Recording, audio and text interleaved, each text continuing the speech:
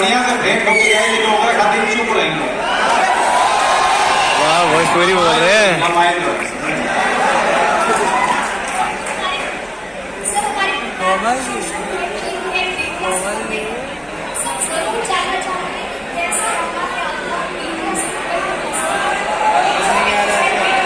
जोर से बोलिए ना। प्लीज आप लोग शांत हो जाए प्लीज। आप धीरे बोलिए।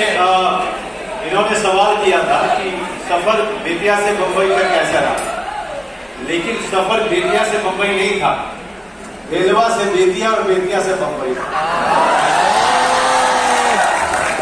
और जब मैं निकला था तो इस तरह की सड़कें भी नहीं थी। पटना पहुंचने में हमें 2 से 3 दिन लगते थे पटना पहुंचने में।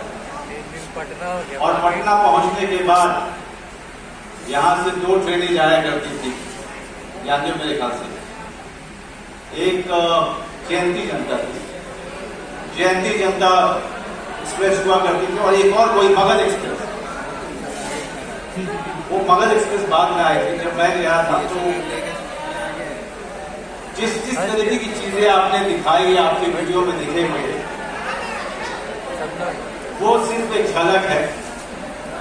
जब आप अपने गांव से, अपने घर से, अपने माँ बाप को छोड़कर, खास करके उन दिनों में जहां से कोई व्यक्ति पटना पहुंच जाता था हमारे गांव से, तो लोग साल भर बात करते थे कि पटना के लिए है, पटना के लिए है। और कोई दिल्ली चला जाता था तो ऐसा लगता था जैसे कि वो विदेश होके आया। दूरी इतनी थी, मन में जुनून था। मैंने ये तय कर रखा था कि चाहे जो भी हो, अब वापस नहीं आऊंगा। मेरा अपना मानना रहा है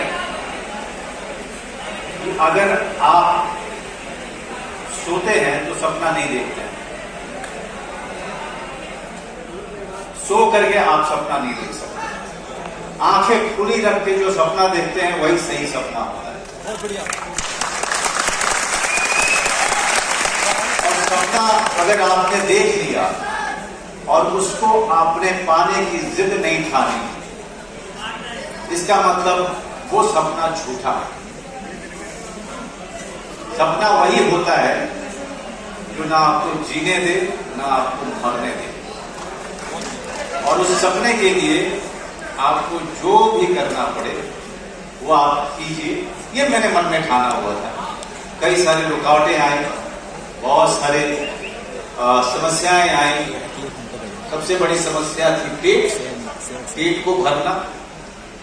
दूसरी समस्या थी छत ढूंढना, जो छत मुझे बना दे सके। तीसरी समस्या थी अपनी भाषा को सीखना, अभिनय सीखना। 4 सिर्फ समस्याएं ही थी। तो बेलवा से बेतिया, बेतिया तक का सफर, और यहां तक ये सफर चल ही रहा है। और सफर में कई सारी बाधाएं और भी आती हैं।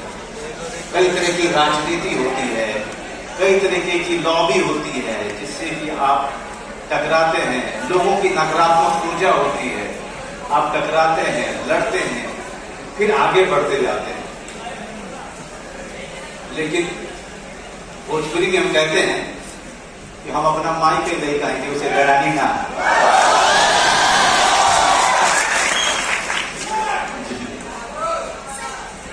आपके बारे में पढ़ा था कि आपको 200 से ज्यादा रिजेक्शंस मिला। यहाँ किसी को 4-5 रिजेक्शंस मिल जाते हैं, हिम्मत टूट जाती है, हौसला एकदम से खत्म हो जाता है। तो कैसे आपने उस रिजेक्शन को ओवरकम किया, कैसे? देखिए, रिजेक्शन जो है, मैं आप सब लोग से कहना चाहूंगा, आप सब लोग अभी बाहर निकलेंगे और वापस बाहर की दुनिया में जाके काम की तलाश करेंगे, अपने सपनों का पीछा करेंगे, सपनों को पाने की कोशिश करेंगे। एक चीज हमेशा सोचिएगा, कोई भी रिजेक्शन आपकी प्रतिभा के बारे में कोई व्याख्या है ही नहीं। वो आपकी प्रतिभा के बारे में नहीं कह रहा है, कोई भी रिजेक्शन। क्योंकि शायद वो व्यक्ति आप में वो नहीं देख पा रहा है जो आपके अंदर है और दिखाना मुझे है। तो सबसे पहले दाएं पॉकेट में रिजेक्शन लेके चलिए हमेशा, दाएं पॉकेट में, और बाएं में सरप्राइज। हो सकता है कि कभी कभी बायां वाला पॉकेट में पैसा मिल जाए, लेकिन ज्यादातर दाएं वाले पॉकेट का पैसा निकलता है, मतलब रिजेक्शन होता है।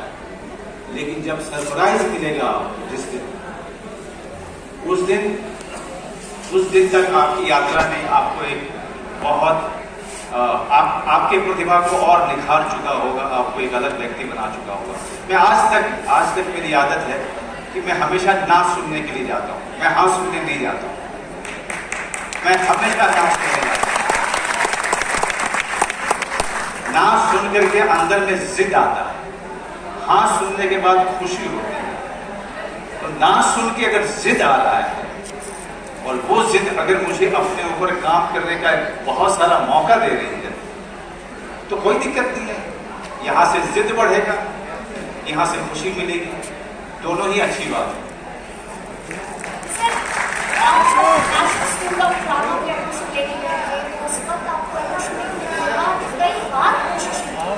तो यहाँ पे कई सारे स्टूडेंट्स ऐसे होंगे जो IIT, मेडिकल या फिर अच्छे इंस्टीट्यूट में दाखिला लेने के लिए कोशिश कर रहे हैं, तो उनको आप क्या कहना चाहते हैं? क्या सूत्र आपका है, सक्सेस सूत्र क्या देना चाहते हैं? देखिए क्या है, पहली बार जब भी आप रिजेक्ट होंगे IIT का, UPSC में कहीं भी जाएंगे, तो ज्यादातर स्टूडेंट्स को का रिजेक्शन हो जाता है। ये मेरा अपना अनुभव है और उसमें तकलीफ बहुत तकलीफ होती है।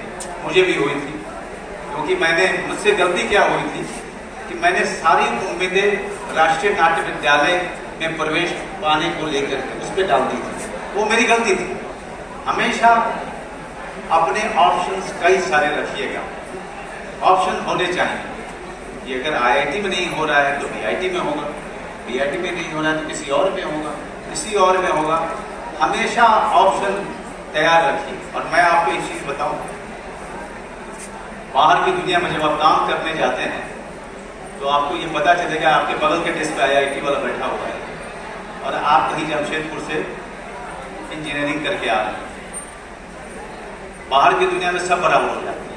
बाहर की दुनिया में वही आगे बढ़ता है जिसकी जो बुद्धिमान होता है, जो मेहनती होता है और जो अपना आगे का रास्ता बनाना चाहता है। उसके लिए IIT या और इन सब चीजों की जरूरत नहीं होती। आप कितनी जल्दी और कहाँ से सीखते हैं ये मायने नहीं रखता है। मायने ये रखता है कि जो सीखा है उसको आप कैसे अपने काम में लेके आते हैं और आप बुद्धिमानी से आगे बढ़ते हैं। सर, कुछ पर्सनल क्वेश्चन भी पूछना चाहूंगी आपसे कि कहीं पे पढ़ा था कि शुरुआत में कुछ बॉलीवुड एक्टर्स आपके साथ काम नहीं करना चाहते और आज वही एक्टर्स आपके साथ काम करने के लिए कुछ भी करने को तैयार है, तो ये क्या सच है? हरिवंश राय बच्चन जी की कविता है, जो बीत गई सो बात गई, बीत गई सो बात गई, मान हाँ, जो बीत गई सो बात गई। जीवन में एक सितारा था, माना वो बेहद प्यारा था, वो छूट गया सो छूट गया। अंबर के तारों को देखो, जाने कितने तारे टूटे, जाने कितने तारे छूटे, जो छूट गए फिर कहाँ मिले, जो छूट गए फिर कहाँ मिले। पर बोलो छूटे तारों पर कब अंबर शोक मनाता है, जो बीत गई।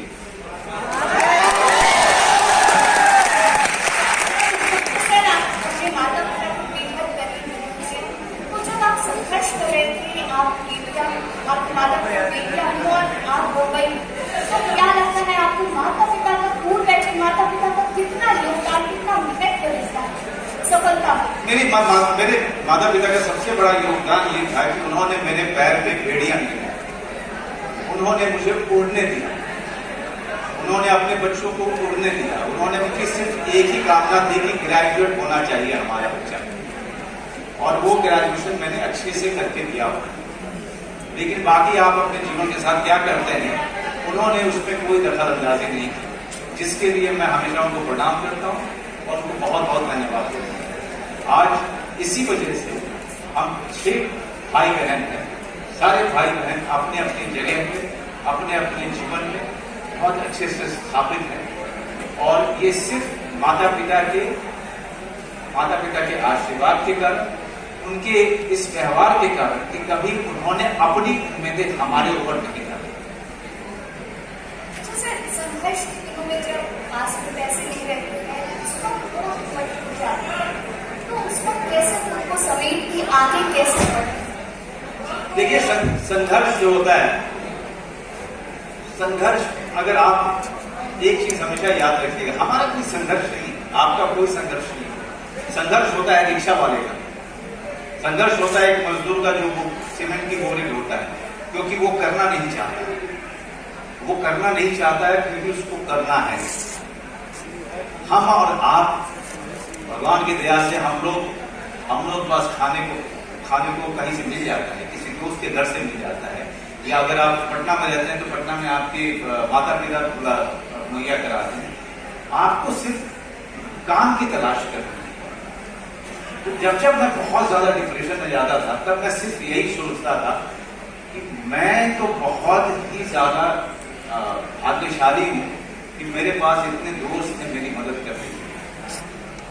उस रिक्शा वाले का या उस मजदूर का क्या, वो अगर वो बोरी नहीं ढोएगा, रिक्शा नहीं चलाएगा, तो अपने बच्चों का पेट नहीं पाल पाएगा, और वो करना नहीं चाहता है।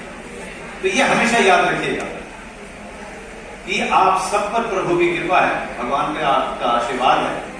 आपको सिर्फ अपने सपनों का पीछा करना है, सपनों को पाना है, उसकी कोशिश करनी है, और इसके लिए आप सबको बहुत शुभकामनाएं। बहुत अच्छा, क्योंकि आसान नहीं होता है, लेकिन आसान अगर हो जाए तो फिर जीवन ही क्या है।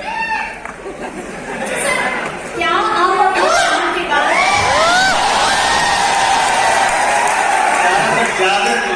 मिला बनेगा? बहुत बदमाशी कर रहे हैं लोग भाई। मनोज सर को भी करना पड़ेगा। आज बाजी लगाते हैं, कॉम्पिटिशन करते हैं। भगवान बनेगा आदमी, हो गए कौआ। गजब। सर, क्या आप अपने काम के बाद अपने काम को देखकर बाद में उसका आप करते हो कि किसी भी प्रोफेशन के कितना जरूरी होता है? भाई, हम जब काम करते हैं, देखते हैं, तो उससे सीखते हैं, क्योंकि वो मेरा विचार है कि अभिनेता अगर लगातार काम नहीं करे तो वो वही ठहर जाता है। मैं आज भी बहुत सारा काम करता हूँ और बहुत ज्यादा अपने पर काम करता हूँ, तो वो एक अंतहीन यात्रा है। चूंकि जुनून है अभिनय करने का, इसलिए मैं यहाँ ये काम कर रहा हूँ, और जब मैं ये काम कर रहा हूँ तो मुझे इसके साथ पूरा न्याय करता है। अच्छा, एक सवाल जो यहाँ पे सभी के मन में होगा, क्या मनोज वाजपेयी सर राजनीति में कभी आने की कोई तैयारी है? क्या कभी नहीं आए? हम भी कभी नहीं सोचे ऐसा बात। क्यों राजनीति से इतने? पहली बात की राजनीति आती नहीं। अभिनय बहुत बड़ी दुनिया है। लेकिन राजनीति में तो आपका अभिनय वो 2.5 जबरदस्त हो गया। घंटे में खत्म हो गया।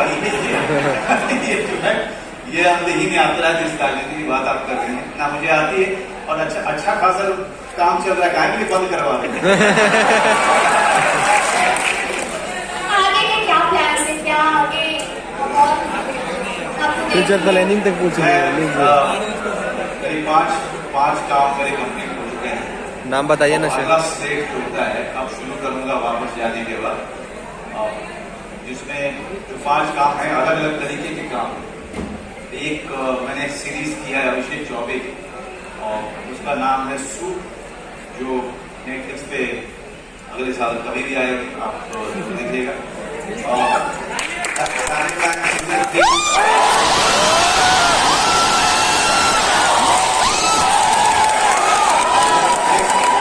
नेक्स्ट ईयर हम लोग उसकी शूटिंग करेंगे जून जुलाई के आसपास।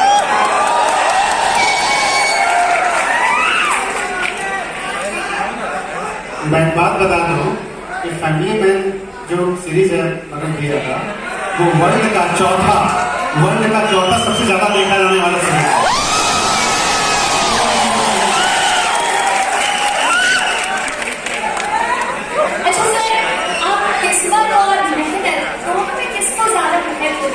मेहनत। देखिए किस्मत का तो हमें पता नहीं, मेहनत का पता है, और हमारे हाथ में सिर्फ मेहनत है। बाकी मैं मेहनत इसलिए करता हूँ क्योंकि मुझे अभिनय करना अच्छा लगता है। मैं अपने कमरे में भी बैठ करके मैं अपनी तैयारी करता रहता हूँ या कुछ ना कुछ मैं रिहर्सल करता रहता हूँ क्योंकि मुझे अच्छा लगता है। बाकी ऊपर वाला कब कहाँ कैसे देगा ये उसके ऊपर है। मैं जो मजा है, प्रोसेस है, जो प्रक्रिया है, मैं उसको बड़ा एंजॉय करता हूँ, बहुत एंजॉय करता हूँ। तो सर एक और पूछना चाहूँगी, एक टाइम ऐसा था जब आप भोजपुरी बोलने वालों और हिंदी बोलने वालों से दूरी बना रहे थे क्योंकि आपको फ्लुएंट इंग्लिश बोले, तो ऐसा एक वाकया नहीं होता क्या था, मैं दिल्ली गया था तो अंग्रेजी सीख रहा था, फिर अंग्रेजी सीख भी रहा था और अंग्रेजी बोलना भी सीख रहा था। और मेरे जितने भी भोजपुरी बोलने वाले दोस्त थे दिल्ली यूनिवर्सिटी में या बाहर में या हिंदी बोलने वाले, वो मुझसे सिर्फ हिंदी या भोजपुरी में बात करते थे। तो मेरे लिए प्रैक्टिस जो है हो नहीं पा रही थी अंग्रेजी बोलने की। तो मैंने नाइजीरिया का एक लड़का पकड़ा क्योंकि वो भी सिर्फ अंग्रेजी बोल पाता था और उसको पता नहीं था कि मैं कहाँ का हूँ, बिहार का हूँ, क्या हूँ। उसको इतना पता था कि भाई यार हिंदुस्तान का है। तो मैं उससे अंग्रेजी में बात करता था और अंग्रेजी में क्योंकि किसी और के साथ बात करने की कोशिश करता था, वो सबके सब हंसने लगते थे मेरे को। तो जरूरी था कि मैं एक ऐसे व्यक्ति को पकड़ूं जो मुझे जिसके साथ बात अंग्रेजी में हो और वो मेरे ऊपर हंसे भी नहीं और वो हिंदी और भोजपुरी में बात करता है क्योंकि मेरी प्रैक्टिस रह जाएगी। वो बहुत अच्छा दोस्त बना था। फिर एक और दोस्त बनाया मैंने, तो इस तरीके से रास्ता खोजते खोजते, और मेरे रूममेट बहुत मजाक उड़ाते थे। तो जब सब पार्टी करते थे तो मुझे बुलाते थे, कहते थे मनोज अंग्रेजी बोलना, अंग्रेजी सुना, क्योंकि उनको बड़ा मजा आता था, बहुत हंसी आती थी। और करीब 10 साल पहले उसी में से एक दोस्त मेरा, उसके पिताजी बहुत बड़े अफसर वर्ल्ड बैंक में, तो वो तो बहुत बड़ा अंग्रेज था। उसने फोन किया मुझे कि तुम्हारा नंबर मिला, सोचा कि मैं तुमसे बात करूं। तो हम दोनों अंग्रेजी में बात कर रहे थे। अचानक 6-7 लाइन मुझसे सुनने के बाद बोला कि मैं बिलीव नहीं कर सकता हूं कि मैं उसी मनोज वाजपेयी से बात कर रहा हूं, तुम्हारी अंग्रेजी तो मुझसे ज्यादा अच्छी हो गई है। और वो हंसता था मेरे ऊपर। अच्छा सर, बिहारी होने का कोई नुकसान फिल्म इंडस्ट्री में झेलना पड़ा हो, क्या भाई भतीजा बात या नेपोटिज्म से होता है?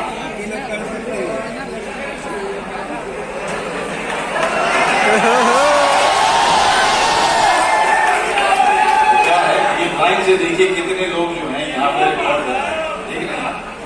मैं कुछ भी बोलूंगा तो कल हेडलाइन बड़ा विवाद वाला चक्कर है। अकेले में बताइएगा। देखिए क्या है, मैं आपको सच में बताऊं, जो दिल्ली में या कहीं अगर कोई मुझसे बात करते हुए बिहारी शब्द को गलत ढंग से यूज करता है, मैंने आज तक यकीन मानिए मैंने जीवन में कभी भी उस पर रिएक्ट किया ही नहीं।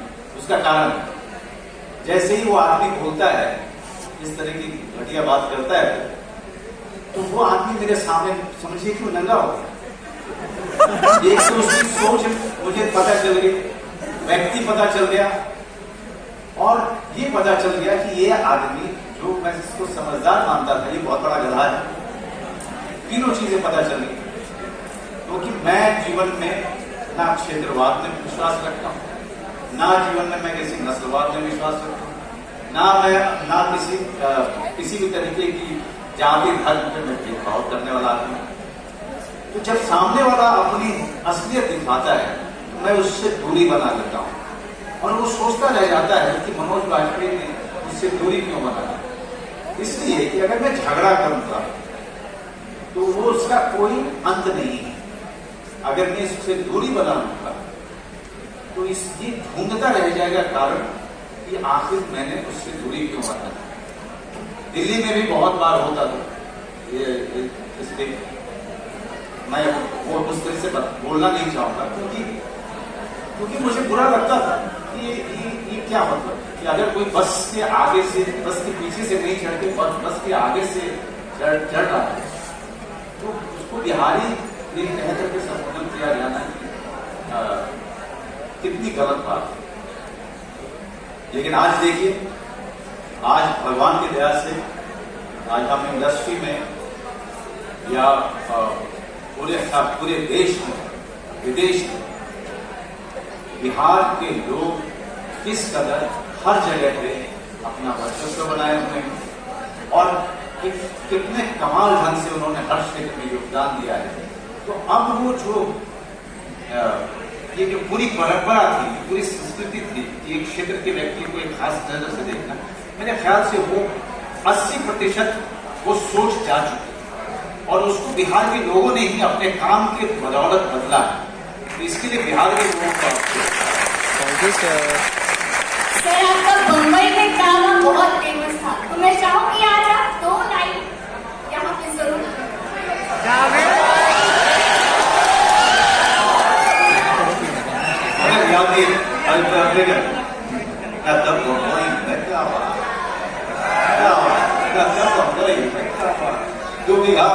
दो बीघा में घर ला लेके तूतल बानी कभी में हो कुछ भी।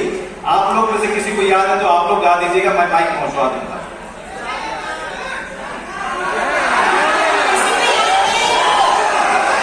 क्या है?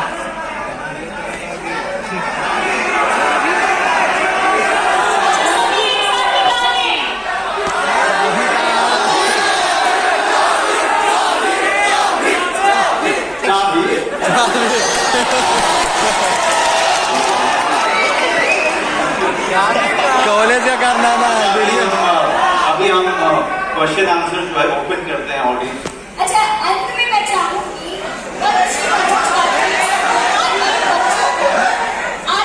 कॉलेज के बच्चों को एक सक्सेस मंत्र दें। हाँ, सक्सेस मंत्र मेरे पास नहीं है।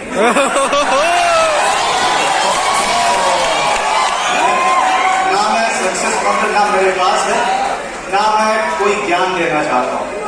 मैं आप लोगों से, आपके प्यार से, आपके स्नेह से मैं बहुत सीखता हूँ और मैं जितना आप लोग मुझे प्यार करते हो उसके लिए मैं आपको शत नमस्कार भी करता हूँ। मैं आपके कारण हूँ, आपके प्यार के कारण हूँ और ऐसे ही मुझे जो है प्यार देते रहिए, मेरा उत्साह बढ़ाते रहिए। आप लोगों को जिस तरीके से आप लोगों ने मेरा स्वागत किया है इसके लिए मैं आपका शुक्रगुजार हूँ। इसके अलावा मेरे पास सक्सेस मंत्र जहां तक आप कहेंगे